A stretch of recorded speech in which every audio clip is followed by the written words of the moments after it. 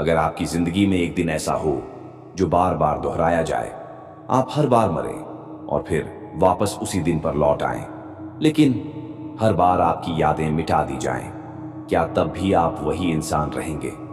उसका नाम था रिवान। हर दिन की तरह वो सुबह 7 बजे उठा, किचन में गया, कॉफी बनाई, बाहर देखा, वही गली, वही लोग, वही धूप। लेकिन जो वो नहीं जानता था वो ये था, ये दिन उसकी जिंदगी का आखिरी दिन है, या शायद पहला। दोपहर 3:27 पर एक कार ने मोड़ पर उसे टक्कर मार दी। रिवान वहीं गिरा, सांस रुकी, आंखें बंद हुईं, और फिर वो फिर से सुबह 7 बजे उठा, लेकिन उसे कुछ भी याद नहीं था। हर दिन वही होता, वही कॉफी, वही बातचीत, वही कार एक्सीडेंट। हर दिन वो मरता, हर दिन फिर से जी उठता, लेकिन उसे एक भी बार याद नहीं रहता कि वो ये पहले भी जी चुका है। ये कोई सपना नहीं था, ये टाइम लूप था। एक दिन कॉफी बनाते समय उसके हाथ अचानक रुक गए। उसे ऐसा लगा जैसे वो जानता है कि आगे क्या होगा। एक आवाज उसके अंदर से आई, इस मोड़ से दूर रहो। वो डर गया, लेकिन उसने मोड़ नहीं लिया, और पहली बार वो बच गया। अब हर सुबह उसे थोड़ा थोड़ा याद रहने लगा। पहले सिर्फ एक्सीडेंट, फिर कुछ चेहरे, फिर वो लड़की जिससे वो प्यार करता था, जिसे वो हर बार खो देता था।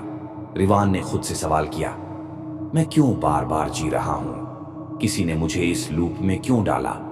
और तभी उसे एक कमरा याद आया। उसने शहर के उस कोने में कदम रखा जहां वो कभी गया ही नहीं था। वहां एक दरवाजा था जिस पर लिखा था, दरवाजा खोला तो अंदर कंप्यूटर पर एक वॉइस गूंजा, रिवान, तुम्हारी आत्मा को सजा दी गई है क्योंकि तुमने अपने पिछले जीवन में एक मासूम की जिंदगी छीनी थी।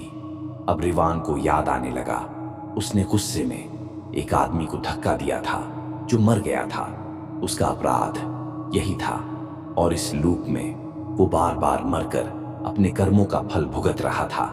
अब उसके सामने दो रास्ते थे, पहला, या तो वो इस लूप में हमेशा के लिए फंसा रहे, दूसरा, या फिर किसी एक दिन सही चुनाव करके अपने कर्मों का प्रायश्चित कर सके।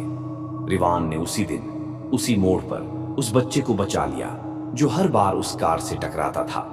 उसने खुद गाड़ी के आगे छलांग लगाई, पर इस बार उसकी मौत अंत नहीं थी।